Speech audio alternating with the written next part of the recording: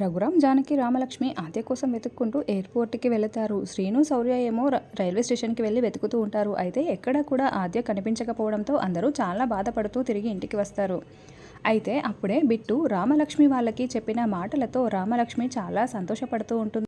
బావా, నువ్వు బ్రతికిపోయావు పో. ఆద్య తిరిగి ఎలాగూ ఇంటికి తిరిగి వస్తుంది. ఎందుకంటే ఆద్య పాస్‌పోర్ట్‌ని బిట్టు ఎత్తేసాడు బావా, ఎత్తేసాడు. ఇప్పుడు ఆ పాస్‌పోర్ట్ లేనిదే ఆద్య ఎలా అమెరికా వెళ్ళిపోతుంది? కాబట్టి ఆద్య తప్పకుండా ఇంటికే వస్తుంది బావా అని ఇప్పుడు బిట్టు నీ పాలిట దేవుడయిపోయాడు అని రామలక్ష్మి చెప్తూ ఉంటే, అవునవును, నేను దేవుడిని అని బిట్టు చెప్తూ ఉంటాడు. అక్క, నువ్వు వెళ్ళటానికి వీల్లేదు అని బిట్టు ఏడుస్తూ ఆద్యని హగ్ చేసుకున్నప్పుడు ఆద్య హ్యాండ్ బ్యాగ్లో ఉన్న పాస్‌పోర్ట్‌ని బిట్టు తీసుకుని ఉంటాడు.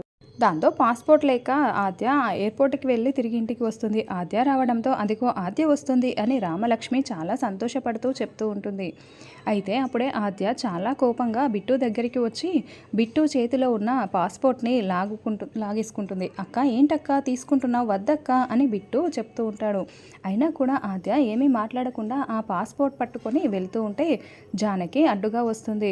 అమ్మ ఆద్య, నువ్వు ఇప్పుడు ఇక్కడి నుంచి అడుగు బయట పెట్టి అమెరికా వెళ్ళావే అనుకో, నా అస్థికలు కూడా నువ్వు చూడలేవమ్మా, చూడలేవు. కాబట్టి నువ్వు వెళ్ళడానికి వీల్లేదు. ఈ పెద్దమ్మ చెప్తోంది నువ్వు వెళ్ళటానికి వీల్లేదు అని జానకి చెప్తూ ఉంటుంది. కూతురు ఎదగడానికి తండ్రిగా నేను ఎంత కిందికైనా వెళ్తానమ్మా. ఇప్పుడు నువ్వు ఆకాశంలో ఎగరటానికి వెళ్తున్నావు, అమెరికా వెళ్తున్నావు. నువ్వు వెళ్లకుండా ఉండాలంటే నేను ఎంత కిందికి దిగిపోవాలో చెప్పు, అంతా చేస్తాను అని రఘురామ్ అంటాడు. అప్పుడు ఆద్య, నేను ఇక్కడే ఉండాలంటే నాదొక కండిషన్ అని చెప్పడంతో, ఏంటి ఆ కండిషన్ అని జానకి అంటుంది. శ్రీనుతో నాకు విడాకులు కావాలి. నేను శ్రీనుతో విడాకులు తీసుకున్నట్లయితే నేను ఇక్కడే ఉంటాను అని ఆద్య చెప్పడంతో జానకి, శ్రీనుతో పాటు రఘురామ్ అందరూ కూడా చాలా షాకింగ్గా వింటూ ఉంటారు.